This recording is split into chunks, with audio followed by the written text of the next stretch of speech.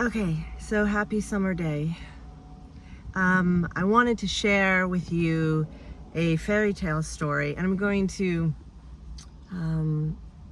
tell it in the best way I can remember the details. But it goes something like this. It is the fairy tale called Mr. Fox.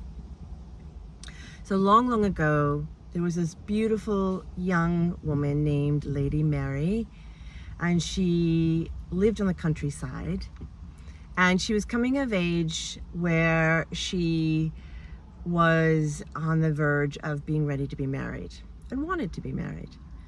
And she had many suitors. She had many people who were attracted to her, found her beautiful and sweet and lovely and kind and smart and all those delicious things. And one in particular was named Mr. Fox. Now, Mr. Fox saying loudly about his riches and saying loudly about his bravery and his lavish castle and all of these things. And whether she saw it or not, we don't know. But we do know that Lady Mary was smart. But she also found herself falling in love with Mr. Fox. Now, for all the descriptives about his lavish, beautiful castle and all the lands he owned, all his riches, he never once invited Mary and her family, which consisted of her father and two brothers, to come visit his home. One day, this was all before they were married, Mr. Fox said, "Mary, I won't come to see you today. I have to be away for a couple of days on business." And her curiosity got the best of her, and she thought, I'm gonna go find where my love lives. I want to see the home in which we're going to be living together. And remember, this is a fairy tale, so through sleuthing and traveling around the countryside for a few hours, she found his castle. And at the gate, she saw above it written on a sign, "Be bold, be bold." And of course, because it's a fairy tale, she was able to push the gate open and go up onto the porch, or whatever you call it, in front of a massive castle that also has a moat, deep moat. And she was able to also see above the front door a sign that read, be bold, but not too bold." And because it's a fairy tale, she was able to push the door open, and inside there were no servants. It was quite dim and dusty, and nobody was there. Mr. Fox was nowhere to be found. And she walked around, she checked into the kitchen, she checked into the sitting room, the library, and then it came time to go upstairs. And she went upstairs and she saw there were many bedrooms and baths and places to sleep. And she saw this one room with the door closed tight and a sign above it that said, be bold, but not too bold, lest the blood in your heart run cold." Terrifying. But she pressed the door open, because remember, it's a fairy tale. And inside this room, she was aghast to see there were bodies and bodies and bodies and skeletons and blood everywhere of these many, many, many, many women. This terrified her, of course, and she started to run away and went down the stairs. And as she ran towards the front door, she saw the window coming from a distance, great distance across the hill. Here comes Mr. Fox, and he is dragging a woman by the hair who is screaming, and he keeps dragging her, violently dragging her, and in her panic, Mary runs back upstairs, and she runs into the room that she was just in, slams the door, crawls under the table, waiting, her breath panting, praying that he would not find her.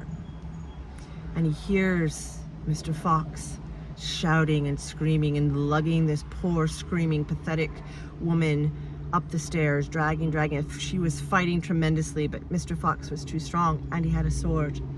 He hauls her into this room, throws her down on this table right above Mary's head. He raises his sword and he crashes it down onto the poor woman's wrist, and her hand is cut off.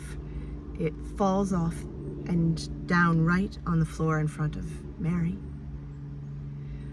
She stifles her cries, she holds her breath until the terrible Mr. Fox is done killing this poor, poor woman, and he leaves. And she sits and listens for hours until she hears him leave the castle once again. She takes this bloody hand of this dead woman and runs home as fast as she can. A few days go by and she invites Mr. Fox to dinner with her two brothers and her father sitting around the table. And Mr. Fox looks at her and says, "Oh, Lady Mary, why are you looking so distraught? You look like you haven't slept in days." And she says, "Oh, I had a terrible dream a few nights ago, Mr. Fox. I had a terrible dream that I found your castle home and I saw a sign at the gate that said, 'Be bold, be bold.' And so I went in to see you, and then I saw a sign above the door that said, 'Be bold, but not too bold.'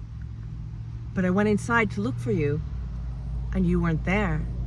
And I went upstairs, and I saw a sign above a door that said, 'Be bold, but not too bold, lest the blood to your heart runs cold.' And I opened the door, and inside were skeletons and bodies of dead women, many, many dead women." And Mr. Fox says, "Oh, wait, that is not so. That is not so. I tell you, that is not so, Lady Mary." And she goes on and she says, that's not all there is. In my dream, you had a woman drug by the hair into your castle, and you slammed her onto the table and you cut off her hand." And Mr. Fox says, "Oh, that is not so." He's growing angrier, and he says, "That is not so. This is just a dream. What are you talking about?" And she said, "Oh, Mr. Fox, it is so. It is so." And she takes the hand and she places it on the table in front of Mr. Fox. She looks him dead in the eye and she said, "It was no dream. It is no dream. It is so. I tell you, it is so." And with that, her two brothers and her father take their swords and they attend to Mr. Fox in the same way that he had been attending to these poor, innocent women. And they took care of him and put an end to him. And the message of this story clearly is women, good men who believe women. It is not a dream. We know it's not a dream.